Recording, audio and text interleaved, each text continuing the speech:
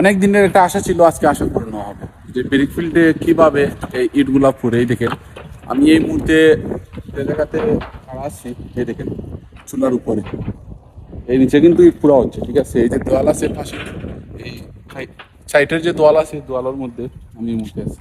এই দেখেন আমার নিচে কিন্তু ইট পুরা হচ্ছে। এই দেখেন এটা হচ্ছে চুলা, কত বড় এরিয়া। এই দেখেন চুলা, বিশাল এরিয়া নিয়ে ইট পুরার চুলা। দেখেন কত বড় চুলা। আমি আজকে ইট নিতে আসছি, যে আমার গাড়ি ধরা ইট উঠাইতেছি, তো ভাবলাম করে উঠে দেখি, ঠিক আছে।